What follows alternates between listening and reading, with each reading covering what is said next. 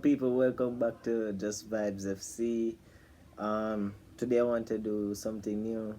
Today I want to do an a fantasy Premier League show.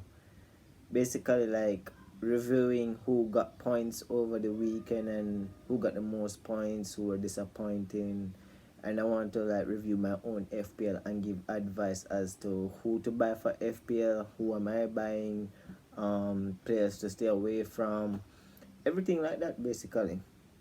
And hopefully, like, people benefit from this and get some FPL points. And I think this is a new good concept to try out. With all that being said, um, let's look at my FPL. Yeah, so this is my FPL, guys. So like, I have keepers Loris and Heaton. My five defenders are Tierney, Young, Disney, Simiskas, and Regulian. My midfield options are Willock, Salah, Greenwood, Son, and Benrahma. And my attacking options are Wilson, Antonio, and Richarlison. Now, for this game week, I got 6 points from Hugo Lloris. On goalkeepers now, like, you want to buy like goalkeepers that are getting clean sheets, preferably playing like in defensive minded teams, and they only concede a small amount of goals each year. This year they have Nuno Spurs have Nuno Santos as their manager, so like I feel like that in itself would like help Spurs to get more clean sheets, because Wolves wouldn't concede a lot of goals and they were very good at keeping clean sheets. So even though with the faulty personnel of Spurs, I feel like Hugo Lloris can keep more clean sheets this year, and he has 3 clean sheets so far. So like, you can see it, and the points have been good. I transferred him in game week 2, so because I saw like the change in how Spurs were defending as a team because I Nuno. So I bought him in and he got me 6 points. So yeah, that's my fantasy team with Hugo Lloris in goal. So he costs around 4.5, I think, or 5 million. So that's very good value for a goalkeeper. And then with Ashley Young now, the reason I bought Ashley Young was because the game itself considers him as a like an defender, and defender get points off clean sheets, but fullbacks typically get points off like assists and so it doesn't really make sense for it to get centre backs. But besides the point. I bought Ashley Young for 2 reasons. The game consider him as a defender, but Aston Villa are playing him more attacking, like on the wing, so he's more likely to get a goal involvement, which could get him more points, like a goal or an assist. And plus he would still get the same points as a defender would, like clean sheet wise. So that's a bargain for me. The problem is that Aston Villa lately haven't been keeping clean sheets, and like they've been struggling. I think they only have 1 clean sheet in the first 3 games, and the goals they're conceding are all that bad. But I think that Ashley Young is worth at least keeping on the bench because he's a cheap option and can be very useful in getting points for goal and assists from a defender. And then next up, I have Regulian in the team, and I feel like Regulian is a good fullback, because as I said before with Hugo Lloris, Spurs defenders are defending better and they're getting more clean sheets. So I feel like I'm gonna get more points from that, because I think I got 6 plus 6 plus. I think I got something like over 20 points in 3 games with Regulian, so that's good for him. And plus he's a good cross of the ball. I think he's Spurs' only reliable fullback, like going forward wise. But yeah, next up I have Disney. No, the thing with Disney is that, like, how would I say it now?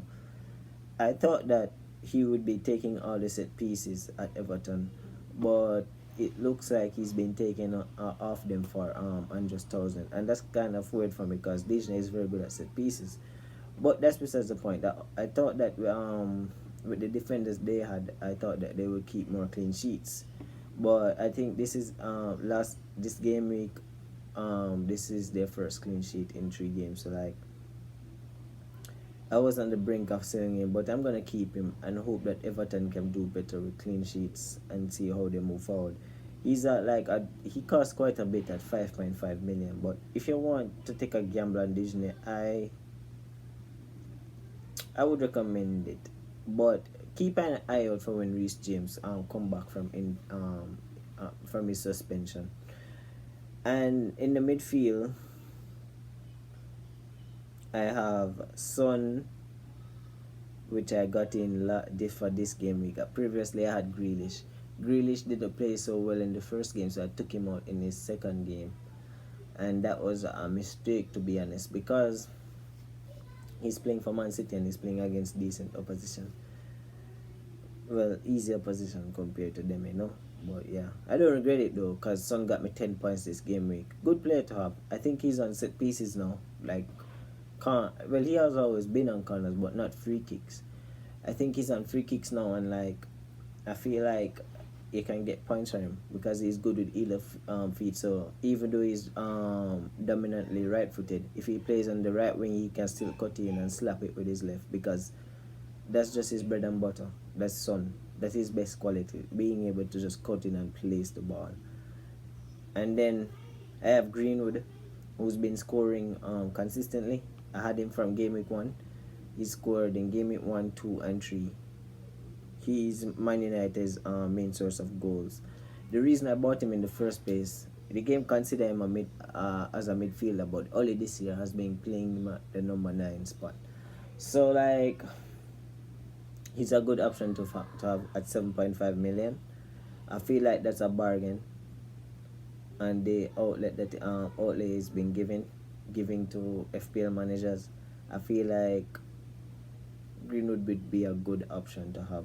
I feel like people should buy him if they don't have him, or at least keep him on your bench so you can get your points from your bench if you're considering using something like bench boost. And then I have Salah. No, Salah. No, it's self-explanatory with Mohamed Salah. Like, he just gets it goals, so he's just in your FPL. The problem with Salah, he costs a lot of money. I think Salah costs like around 12 million if I'm not mistaken. So, but with FPL, you have to buy at least 1 or 2 expensive players. And yeah, that's just, I don't have much to say on Salah. I feel like out of all the big name players and the players that cost the most right now, I think he's the one who's performing the most. Because Bruno scored a hat trick in his first game and disappeared for the other 2 with GA wise. So like, yeah. The next thing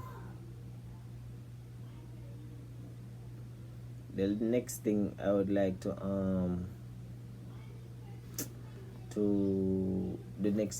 point out is like Ben Rama, or the next player rather. The next player I would like to point out is Ben Rama. Ben Rama. Like, he did good in his first 2 games, but in this last game before, which is right now, last week or so, in this last game week, I feel like Ben Rama hasn't played well in that last game. But he has some easy games coming up. And West Ham typically play good against mid-table clubs and lower-end clubs. It's just that when West Ham plays against like top-tier clubs, they always lose or draw. They don't normally win, and they don't normally score a lot of goals against them. So I would take Ben Rama out. I feel like he has Man United in his next 2 games, but like, keep him in for when like they're playing against a Norwich or a Newcastle or a Brighton, you know. Or I feel like Ben Rama can deliver assist wise. He's just starting to score goals, so yeah. And then my front 3, Antonio, Wilson, and Richarlison. He hasn't done well in his last 2 game weeks, but the reason why I brought in Richarlison was that he was playing in a 2 in Calvert-Lewin, in a 2 up top, and I felt like Richarlison would like have more GA-wise, like goals and assists, because like Calvert-Lewin in the two normally stays up top, like he's the target man, and Richarlison normally floats around a bit more in that area. So I feel like when he picks up the ball, I feel like he would be like the link between him and the two in midfield. So like in that floating area, I feel like he would get the ball more, and I feel like he has the ability to make use of the ball when he does get it, and I feel like he could dribble and probably play some silky passes and get more goals and assists. But it hasn't worked out like that. You get me? So I might sell him. And the thing is with Charleston as well, he's very cheap. I think Charleston is like 7.5 or something like that. And then now I have Antonio. Now Antonio has been one of my best FPL players so far. Very good FPL player. Just get goals. One of the most, as Jamaicans would say, like wildest man on the pitch. But he get goals and assists, you know. So I can't fault him. Buy him if you don't have him. Cheaper than the expensive players. Cheaper than Hurricane, cheaper than Firmino, cheaper than all of them, and getting more goals and assists. And Wilson is a bit Wilson at Newcastle now. The thing with Newcastle is that they don't create chances for their number nines, and Wilson is that number nine. They don't create chances for him a lot. Normally, he makes his own chances with carrying the ball, dribbling with it, or like picking up loose balls and just smashing it in. Or and only when they create, it's normally from like Maximan or from across from the wing backs. Never really from through the middle, you know. But it's a gamble because with Newcastle, you just don't know. You know, sometimes they just get bent over, and sometimes they'll get a goal. But normally, though, when Newcastle score, it's always Wilson. And I feel like Wilson will be the reason Newcastle stay up primarily. The issue with Wilson is that he picks up injuries every season. So like watch out for that. The moment he picks up an injury, you should sell him. Now, those are the players that I just listed. Those are the players I started. The players on the bench were Heaton and Tierney and Simiskas and Willock. And I plan to sell all of those players one by one soon enough.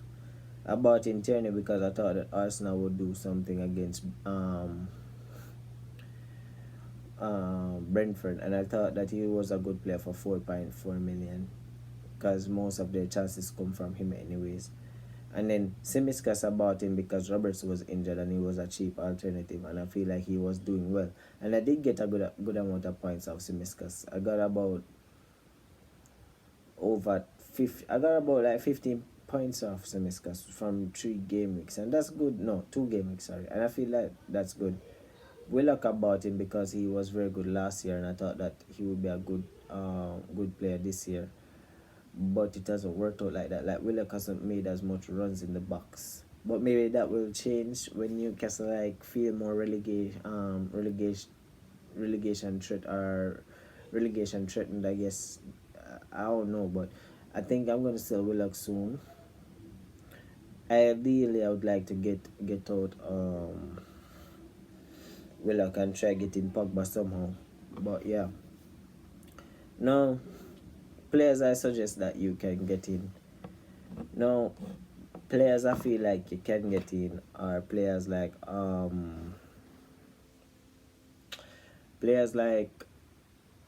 feel like you can get in Lukaku. I feel like Lukaku will get a lot of chances. That's in the attacking areas. So I'll tell you which players to get in position by position. So attacking players, I feel like Lukaku is a good player you can get in if you don't have. Antonio is a good player you can get in if you don't have. Danny Ings is finding his feet, and plus he's not on penalties either, so that's a gamble. Wilson is a gamble. Calvert-Lewin is kind of a good option because he take pens for his club, and like he's the main source of their goals. They cross and look for him for goals. He's the target man, and I feel like he is a good option to have. Man City doesn't have a striker, so you'd have to gamble on one of their wingers. But that's in the midfield section. Now for midfield, Salah is good, Greenwood is good, Son is good. I'm just giving players who I think are very good as midfield midfield buys. But if you're looking for players on like the cheaper end, I feel like you should buy players like Greenwood or Ben Rama. You know, players like that are maybe take a gamble on Buendia. But I'm not sure about Buendia. Midfield gambles like that, you know. Take a buy Pogba, he's very cheap at 7.7 million and he's getting forward more forward up the pitch. Although that might change with the arrival of CR7, so I would suggest waiting on how they play when CR7 is in the team. Well, you get me, so look out for that. Bruno, no, I'm not sure about Bruno Fernandes as an option because he costs like 12.5 million and that's very, very, very expensive. And I'm not too sure if he's gonna be worth that money. So yeah, for defenders, I feel like you should get Regulian is a must. I feel like Reece James after suspension is a must. I feel like a Liverpool defender either in Robertson Trent would be good. Maybe a Man City fullback in Cancelo. He gets forward. He gets assists sometimes. And they get points off clean sheet, so maybe him. I feel like that's a good option if I could get him. And then for goalkeepers now, only two options I feel like you can get for goalkeeper right now. Mendy and Hugo Lloris. They are the only two goalkeepers that are like keeping clean sheets game in, game out. And the only reason like Chelsea conceded recently is because they're playing Liverpool away from home. So like that's very difficult. Most keepers are gonna concede at Anfield. So yeah, those are my picks, are based off current form, based off like player reputation and status, based on players' positioning and like how their manager employs them. A lot of things comes into play as to why I get these players and suggestions and these suggestions that I'm giving to you when buying FPL players. Now, for anybody who wants to join the FPL league that I've set up, you can just leave it in the comment section below, and I'll try to add it in the description.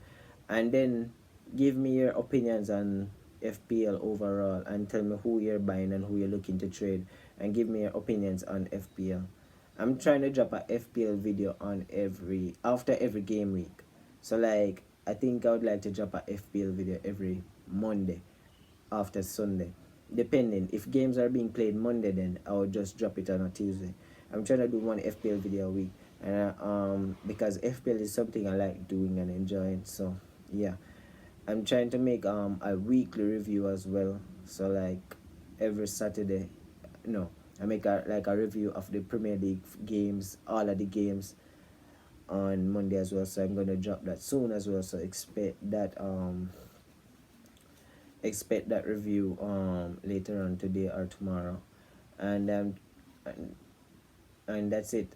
I'll give you more inkling as to what I will be dropping per day. So yeah, I'm trying to up the tempo in terms of videos now. I'm returning slowly but surely. You get me? So yeah, this has been Just Vibes FC. I thank you for watching. Please enjoy your day and like and subscribe and just share the video to anyone who plays FPL. And yeah, thank you.